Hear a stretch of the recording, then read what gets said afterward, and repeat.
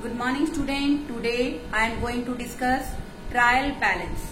In a trial balance in my previous video, this is a summary of debit and credit balances. Now I am going to discuss question 4 in this reference.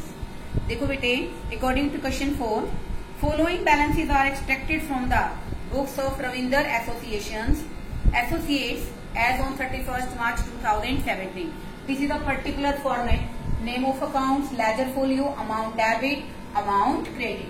Then we will start the question. First one, sundry debtors. Debtors बेटे हमारी assets होती हैं. Assets का balance होगा बेटे question के अंदर debit 4,10,000. Next देखिए बच्चों, क्रेडिटर्स. क्रेडिटर्स हमारी लायबिलिटी है बेटा, तो बेटे इसका बैलेंस हमेशा क्या होता है, क्रेडिट साइड पे 80,000. Okay. Rent and taxes, these are the expenses. Rent and taxes, expenses are always debit, तो बेटे हम इसको कहाँ शो करेंगे, डेबिट साइड पे. Student, I think you have remember in a previous video I have already discussed कि assets और हमारे एक्सपेंसेस हमेशा डेबिट होते हैं, कैपिटल, लायबिलिटीज और हमारी इनकम हमेशा क्या होती है बच्चों, क्रेडिट होती है. ठीक है. देखो बेटे इसमें परचेजेस, ये भी हमारे लिए एक्सपेंस है. एक्सपेंस को हमेशा हम लोग क्या करेंगे बच्चों, डेबिट करेंगे. 34 लाख. आगे देखिए बच्चों, sales is treated as our income, और सेल्स होगी बेटे हमारी 56 लाख से बच्चों हम लोग इसको कर देंगे क्रेडिट. आगे देखिए बेटा, ट्रेड एक्सपेंसेस. एक्सपेंसेस हमेशा क्या होते हैं बच्चों, डेबिट, तो डेबिट साइड पे लिखोगे आप लोग इसको 12,000. नेक्स्ट है बेटे, एक तो होता है बच्चों रिटर्न आउटवर्ड और एक होता है स्टूडेंट रिटर्न इनवर्ड. तो देखो बेटे, रिटर्न आउटवर्ड का मतलब क्या होता है कि हमने बाहर वापस किया. बाहर हम किसी को सामान कब वापस करेंगे, जब हम किसी से परचेज करेंगे. तो बेटे in short it's a purchase return. ये क्या है बच्चों, परचेज रिटर्न. और रिटर्न इनवर्ड का मतलब क्या है कि हमें किसी ने सामान वापस किया, तो ये है बेटे हमारे लिए सेल्स रिटर्न. ओके. तो परचेज रिटर्न का बैलेंस क्या होगा बच्चों, यहाँ पर क्रेडिट. देखो बेटे, परचेज रिटर्न हमें क्वेश्चन में दे रखी है 80,000 की, जबकि सेल्स रिटर्न क्वेश्चन में बेटा डेबिट साइड पे आएगी. इट्स 1,20,000. एक्सपेंसिस और ऑलवेज डेबिट. यहाँ पर पर्टिकुलर आपको एक्सपेंसिस वर्ड गिवन है.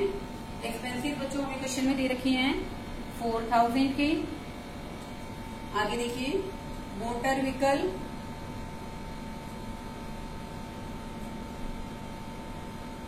हमारी एसेट है. एसेट हमेशा क्या होती है स्टूडेंट, डेबिट होती है 6,50,000. उसके बाद देखिए बच्चों, electricity. Electricity is known are our expenses, तो बेटे ये आ जाएंगे डेबिट साइड पे 25,000. ठीक है बेटे, आप क्वेश्चन आपका हो गया है. आगे देखिए बेटे, ये देखो 31 मार्च 2017 को अकाउंट क्लोज हुए हैं, तो 1 अप्रैल 2016 का जो स्टॉक है बेटे वो हमारे क्वेश्चन में क्या है, ओपनिंग स्टॉक. क्या है बच्चों, ओपनिंग स्टॉक. ये भी बेटे हमेशा क्या होता है, स्टॉक हमारा हमेशा डेबिट होता है 2,30,000. उसके बाद देखिए बच्चों, प्रीमाइसिस. प्रीमाइसिस का मतलब क्या होता है बच्चों, कुछ इसको प्रोनाउंसिएशन में प्रीमिसिस कहते हैं, कुछ इसको बच्चों क्या कहते हैं, प्रीमाइसिस कहते हैं. इसका मतलब होता है बच्चों बिल्डिंग. बिल्डिंग भी हमारे लिए क्या होती है बेटे, एसेट्स होती है. इसका बैलेंस भी स्टूडेंट 12 लाख से आप लोग क्या करोगे, इसको डेबिट. ओके. इसके बाद देखिए यहाँ पर हमें दे रखा है बेटे फिक्सचर्स एंड फिटिंग्स. तो देखो बेटे, फिक्सचर्स एंड फिटिंग्स का मतलब होता है जो हमारी बिल्डिंग के अंदर बेटे फैन लगे होते हैं, इलेक्ट्रिसिटी की अप्लायंसेस लगे होते हैं, जैसे ट्यूबलाइट्स हो गई बेटे, ठीक है ना, स्विच बोर्ड्स हो गए, ये सब क्या होते हैं बेटे, फिक्सचर्स एंड फिटिंग्स. और ये भी कहीं ना कहीं बेटे हमारे लिए एसेट के रूप में होते हैं. तो बेटे इनका बैलेंस भी हमेशा क्या होगा क्वेश्चन के अंदर, डेबिट. इट्स 3,10,000. कितने का बच्चों, 3,10,000. नेक्स्ट देखिए, बैड डेट्स. बैड डेट्स बेटे हमारे लिए क्या है, लॉस है, और लॉस हमेशा बेटे हमारे लिए क्या होता है, डेबिट होता है. तो बेटे बैड डेट्स हैं हमारे 8000, इट्स आल्सो डेबिट। आगे देखिए बच्चों, ये चीज समझिए ध्यान से, rent received from sublet of part of premises. देखो बेटे, लेट क्या होता है, मिस्टर ए को घर चाहिए रहने के लिए, वो क्या करता है, मिस्टर राम से घर किराए पर लेता है। तो बेटे ये यहाँ पर क्या है, लैंडलॉर्ड है, घर का मालिक है, इसने इसको ये क्या कर दिया, किराए पर दे दिया। उस किराए के घर में बच्चों, जो किराए का घर है बेटे, उसमें लगभग 1 2 3 4 एंड 5 रूम सेट हैं। ठीक है बच्चों। अब उसको जो रिक्वायरमेंट है मिस्टर ए को, अब इन्होंने जो एग्रीमेंट किया है बच्चों, वो किया है इसने 12,000 में। कितने में एग्रीमेंट किया है, 12,000 में, कि पर मंथ वो उसको 12,000 रुपए पे करेगा। सबलेट क्या होता है कि किराएदार, जो कि कौन है, मिस्टर ए है अपने एग्जाम्पल में, 5 रूम इसने किराए पर लिए, जिसका वो पर मंथ किराया उस पूरे मकान का 12,000 रुपए देगा। This is the agreement between mister A and mister Ram. Okay. अब देखो बेटे, उसको जो रिक्वायरमेंट है बेटे, वो बहुत कम कमरों की है। मान लो बेटे उसकी जो रिक्वायरमेंट है लगभग 3 कमरों की है, 2 कमरों की है, तो उस केस में क्या होगा बेटे कि वो क्या करेगा, बाकी उसको कोई ऐसा किराएदार मिल गया, उसका कोई नॉन पर्सन मिल गया, वो आगे अपनी इनकम को अर्न करने के लिए और किराए का बोझ अपने ऊपर से कम करने के लिए अपने इसको तो क्या कर रखा है, लेट कर रखा है, किराए पर ले रखा है। आगे वो 2 कमरे किसी मिस्टर श्याम को दे देता है। कौन दे देता है बेटे, mister Ram. Mister Ram 2 rooms किसको दे देता है बच्चों, मिस्टर श्याम को। तो बदले में ये इसको 3,000 रुपीज, उसको रिक्वायरमेंट कितने कमरों की है, 3 रूम की है, वो 2 रूम आगे सबलेट कर देता है। तो इसने तो लेट किया, किराए पर लिया, इसको बोलते हैं स्टूडेंट सबलेट।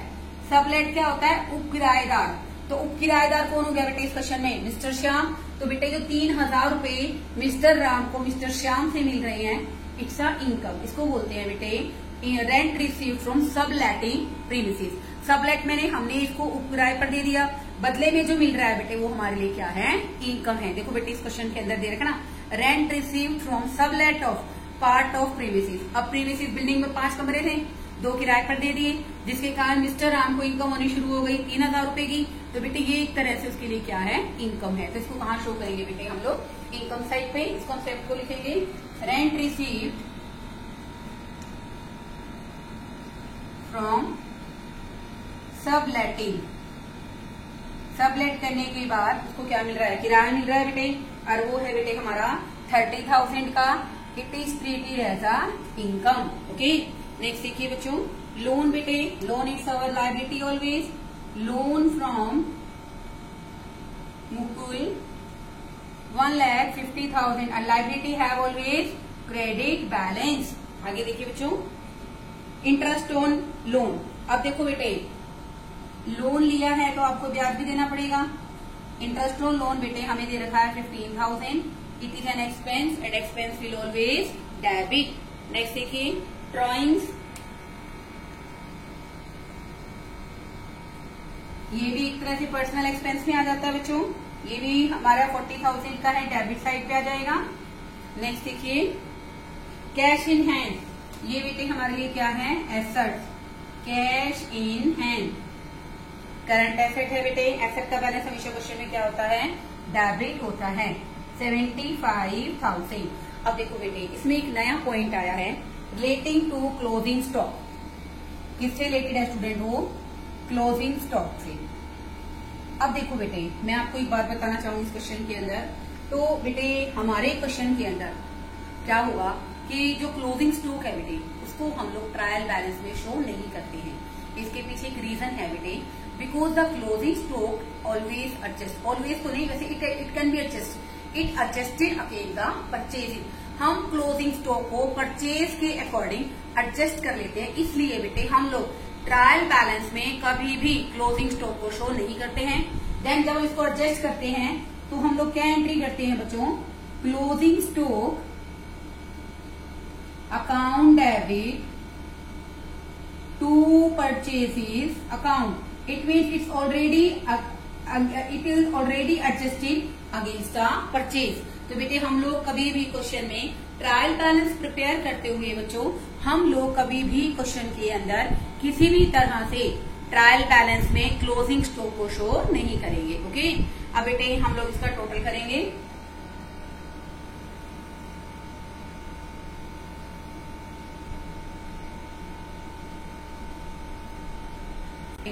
टोटल करने के दौरान हमें पता चलता है बेटे कि हमारा जो डेबिट साइड है इसका टोटल आ रहा है क्वेश्चन में बच्चों 65,47,000 और बेटे जब हम इसका टोटल करते हैं ये आता है स्टूडेंट हमारा 59,40,000। जब टोटल कर रहे हैं बेटा तो डेबिट साइड का टोटल आ रहा है 65,47,000 और यहाँ का बेटे जो टोटल है हमारा डेबिट साइड से काफी कम है, लगभग ये आ रहा है स्टूडेंट हमारा 59,40,000। तो बेटे इनके बीच का जो डिफरेंस है लगभग उसको बेटे रखेंगे बेटे वो बैलेंसिंग फिगर बेटे हमारे क्वेश्चन में कैपिटल नहीं है ना, क्रेडिट साइड पे क्या आ जाएगा बच्चों कैपिटल 6,07,000। तो बेटे ये आ गया हमारा 65,47,000। ओके, आई होप आपको क्वेश्चन समझ में आया होगा। बेटे आपको सीरीज वाइज क्वेश्चन करा रही हूँ, अगर आप सही तरीके से क्वेश्चन करते हैं तो next question you can solve yourself. बेटे इन क्वेश्चंस को करिए, साथ में मुझे जो भी डाउट रह जाता है मुझे इसके बारे में बताइए। Okay, thank you students.